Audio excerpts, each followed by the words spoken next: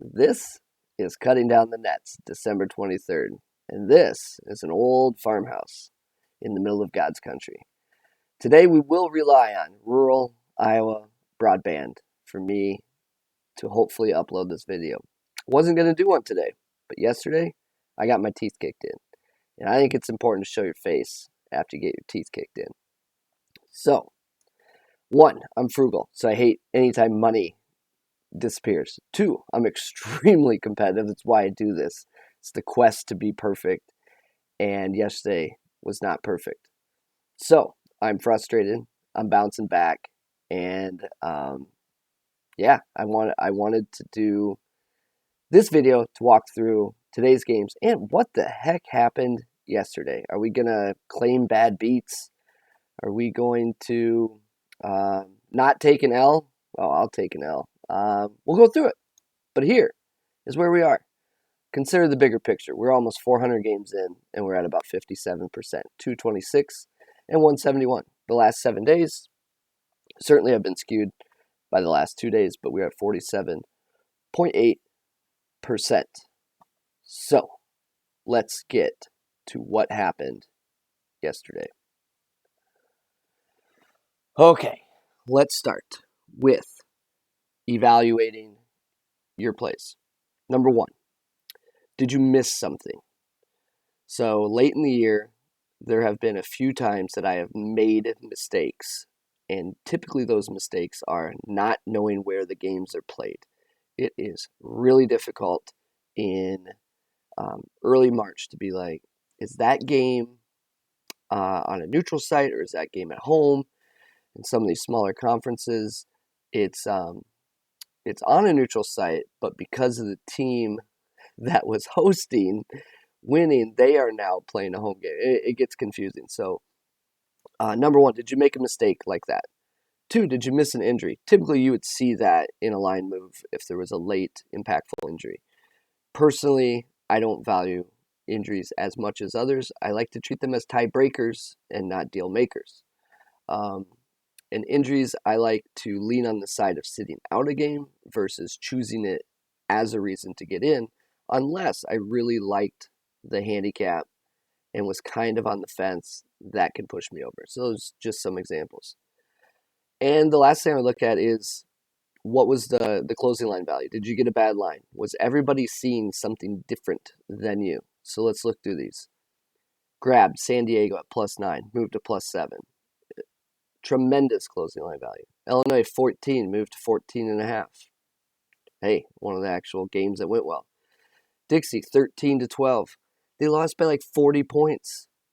How do you bet Dixie? How do you think Dixie can win if they lost by 30 points? That's just awful, right?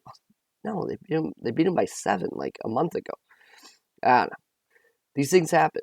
Western Illinois -12. Oh, that's a bad bet. They didn't even beat Omaha. Yeah, they didn't. Line moved to 13. I'm comfortable. Arizona +2. Went down to 1. Final possession, basically. Didn't help spot him a 2-touchdown lead, but that's a whole nother story. Wyoming 1.5. Didn't move. Came down to final possession. St. Thomas held on, man. They led the entire game, and then they gave it away. But again, we're getting good closing line value. Campbell lost outright, a game that I thought they would win by 10 points, cruise control. But again, good closing line value. So when you go 2-6, man, I hate going 2-6. And probably the ceiling yesterday was 4-4 if you get a little grease. It just was not meant to be. But overall, did you make any mistakes in your process? I don't think so. What was the injury situation? Nothing impactful. Didn't miss any like late news or anything. And what was the closing line value situation?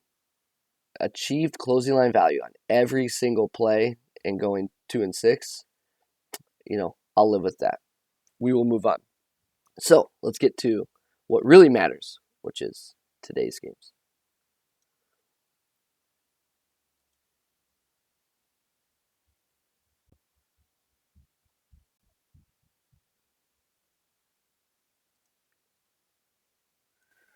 Oh boy. Here we go. Guys, rural Iowa broadband. I grew up in the middle of Iowa, and I assure you, the internet is not as strong as it is in other parts of the world. Thanks for bearing with me. Okay, let's get right to it. Fresno State, Weber State. I have Fresno State by 5. Current line is 1. I think the 7-footer makes the impact here. Fresno State's Big O will force Weber to play more of Carlson in 2. They've played Carlson a fair bit, but neither of these guys get tons of minutes, typically maxing out in the 20-minute a game range. So I like the matchup edge, and it's a data play as well. Wagner, Fairfield. Good reason to follow BetStamp. I made a bet last night on Wagner at +3, and I have Wagner favored by 4. Wagner's faced a far tougher schedule, but Fairfield has a larger sample. However, I like what Wagner has done versus the tougher competition, and they were a play for me. So, benefits of following BetStamp. This bet went in last night before I went to bed, and this line is all over the place. This morning, this game tips off at 1 o'clock. So, just something to note there. So what would I do? I would have a cutoff of Wagner by 1. I wouldn't want to go past that. I certainly feel better having a +3 with all the movement, but don't chase this into Wagner laying like a full possession or anything. I think the value is gone at that point. Butler, St. John's. Okay, I don't like the Johnny's offense without Julian Champagne, but Butler does not protect the ball. So, can the Johnnies generate offense through the turnovers like every Mike Anderson team in history?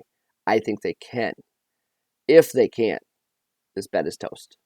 There is no hope. Posh Alexander, great player, great defensive player, not the offensive threat that Champagne is. And they also miss pretty much any outside threat without Champagne. So we need to turn him over. Next up, my alma mater.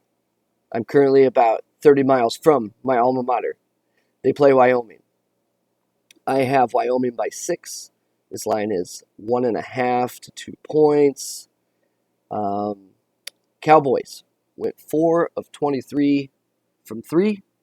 It was their second worst adjusted offense on the season, and you and I just got torched by 3-pointers from Liberty. But that's Liberty. That's what they do.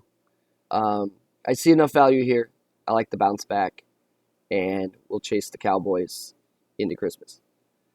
This next bet, not a data play. This is my vengeance. This is me making up for yesterday. This is not ignoring the data, but certainly a narrative play. I watched Wyoming and Stanford yesterday.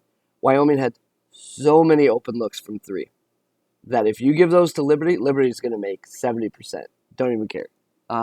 So vengeance bet, not a data play. You can choose if you want to follow that one, but that's how I'm heading into Christmas with a vengeance bet and the Flames cutting down the Nets. So overall, I've got Wagner +3. I originally said fine down to 2, probably 1. Fresno +1. Wyoming -1.5. Johnny's, please force some turnovers and give me the 5.5. And Liberty for the vengeance. On behalf of the entire team at Cutting Down the Nets, the entire team, our data analytics team, they wish you a Merry Christmas. Our marketing team wishes you a Merry Christmas. And our producer wishes you a Merry Christmas. The entire team here at Cutting Down the Nets wishes you a Merry Christmas. Yesterday sucked. It's a long season. I think we will bounce back, and it starts today. After the holiday, I will actually be going to Las Vegas on December 28th. There are some games on the 28th, not a whole lot, but then the 29th, oh daddy, I'll be at an actual sports book, not betting on my phone, and that's just a far more enjoyable experience. So this is Cutting Down the Nets, and we will bounce back.